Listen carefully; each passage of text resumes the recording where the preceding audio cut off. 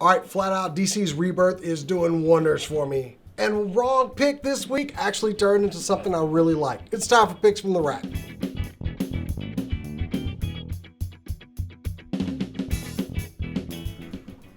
5 comics to talk about this week, so let's get to it. So first up this week, Spider-Man #1 Civil War. Now this is a tie-in book, but it's Peter's turn to watch over Ulysses, our, guy who can see into the future and everything.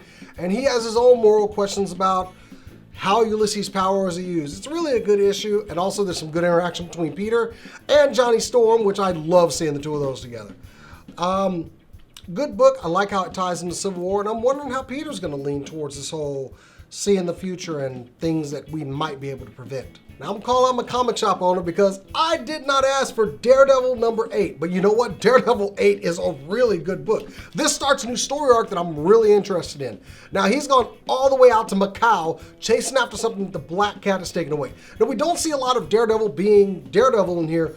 We see him being Matt Murdock and dealing with his powers that way. And it's really good. I love stories like that because we get to see just how good his powers are.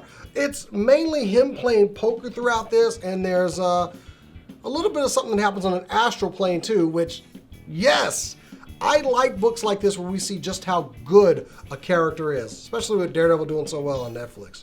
Good book. Thanks for mistakenly putting this in this week. Okay, quick honorable mention, Big Trouble in Little China #25. I didn't keep up with this book. I just didn't. I'm sorry, I didn't. And this was the final issue of it, which is a good story because it kind of goes back to the actual movie. And it's Jack traveling back to that time and affecting things in there. And I really like how seamless they make it. So just an honorable mention on this one because it's something I didn't keep up with, but I enjoyed the finale. Next up this week, Wacky Raceland. Now this is DC using the Hanna-Barbera license for Wacky Racers. It has a lot of interesting things in there. It's all the characters that we love from Wacky Racers. No, it's not. They're all horrible. They are horrible. Well, not all of them. They're not horrible per se. They're certainly real people. Dastardly is very dastardly in this. Penelope is kind of our hero. We got, Perfect in there and everything. There's quite a few changes. And honestly, I picked this up for a nostalgia factor, but the story seemed really out there, and it doesn't really do it for me. Now, I'm going to get the next issue of this book, but honestly, the story is kind of meh. So, yeah, this might be your thing. It may not be. I'm not sure if it was mine or not, because I can't understand. Are they supposed to be killing each other, and then they're in a bar next? Also this week, Thunderbolts #2. Now, I read the first Thunderbolts, and I really like it.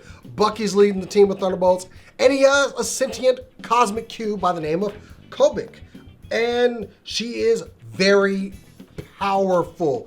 We saw a little bit of how powerful she was in the first issue. And also, like I say, she's technically a cosmic cube. The cosmic cube is back in play for all you Captain America people out there. Calm down. Anyway, really good book, and it set them afoul of a certain group, and the Thunderbolts done messed up. I'm wondering how they're going to get out of it. I like seeing Bucky as a leader.